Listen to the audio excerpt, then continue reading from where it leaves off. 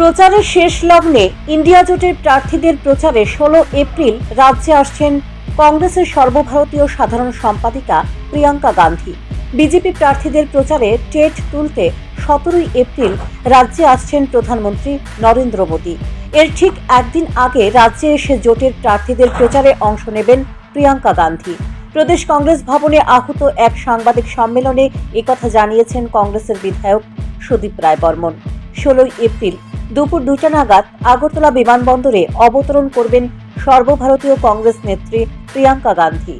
এখান থেকে তিনি একটি রোড শো এর মাধ্যমে আগরতলা শহরে ইন্ডিয়া জোটের প্রার্থী আশিস কুমার সাহা এবং রাজেন্দ্র রিয়াং এবং রামনগর উপনির্বাচনের প্রার্থী রতন দাসের হয়ে প্রচার করবেন।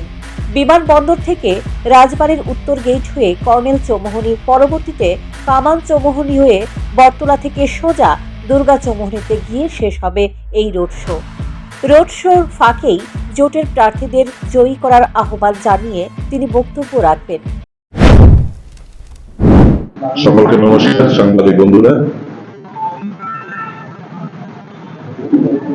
আসন্ন নির্বাচনকে সামনে রেখে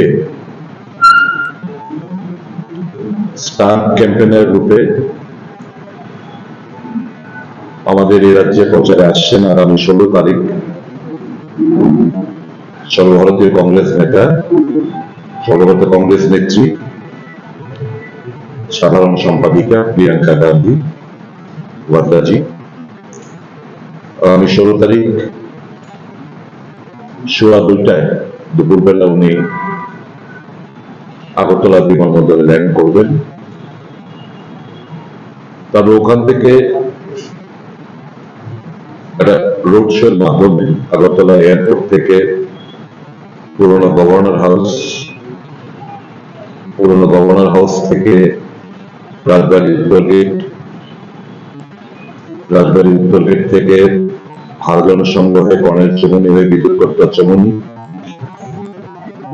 চৌমুহনী থেকে রাজবাড়ির দক্ষিণ গেট তুলসীপতি হয়ে কামান চৌমুহনী হয়ে সূর্য চৌমুহনী এবং সূর্য চৌমুহনীর মাথায় উনি সংক্ষিপ্ত আকারে উনি ওনার বক্তব্য রাখবেন। তারপর আবার ওখান থেকে রোড শো এর মাধ্যমে পোস্ট অফিস চৌমুহনী হয়ে বটতলা হয়ে দুর্গা চৌমুহনীতে গিয়ে শেষ করবেন। এটাই আমাদের কর্মসূচি। আগামী 16 তারিখ আমাদের সর্বভারতীয় কংগ্রেস নেত্রী প্রিয়াঙ্কা গান্ধী রাজ্যে আসছেন। আমরা এপিল করব সমস্ত জনগণের কাছে, সুবিধা সম্পন্ন জনগণের কাছে এই প্রোগ্রাম সাকসেসফুল করার জন্য সবাই যেন এগিয়ে আসেন। সাংবাদিক সম্মেলনে সুদীপ রায় বর্মন বলেন, জোটের প্রার্থীদের প্রচারের জন্য গাড়ি পাওয়া যাচ্ছে না। ত্রিপুরার ট্রাভেলসগুলি থেকে গাড়ি দেওয়া হচ্ছে না। সব গাড়ি প্রধানমন্ত্রীর জনসভার জন্য বুকিং করা হয়েছে, তাই রাজ্যে কোথাও জনসভা করতে পারছে না কংগ্রেস সিপিআইএম জোটের প্রার্থীরা।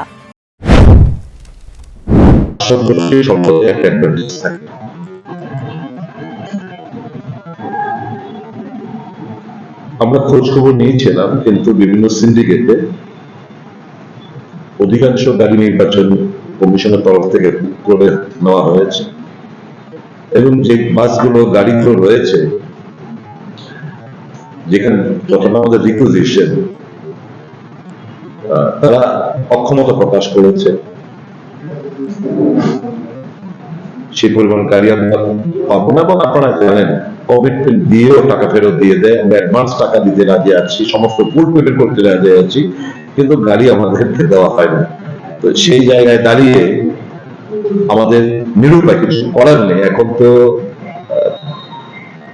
প্রধানমন্ত্রী বেলা দেখেন সমস্ত গাড়ি ঘোড়া সব পেয়ে যাচ্ছে, আমাদের হলো অসুবিধা।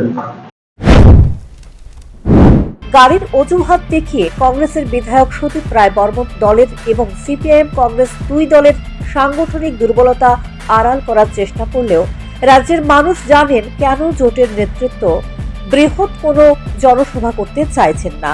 জনসভা করার মতো সাংগঠনিক শক্তি এই রাজ্যের জোটের নেই। জনসভায় কেন্দ্রীয় নেতৃত্ব আসলেও সেই নেতৃত্বের মুখ থাকবে না। তাই এক প্রকার বাধ্য হয়েই লোকসভা নির্বাচনের আগে কোনো জনসভাই করার সাহস পাচ্ছে না জোটের নেতৃত্ব। এদিনের সাংবাদিক সম্মেলনে উপস্থিত ছিলেন যুব কংগ্রেস ও মহিলা কংগ্রেসের নেতৃত্ব। Bureau report, news prime Tripura.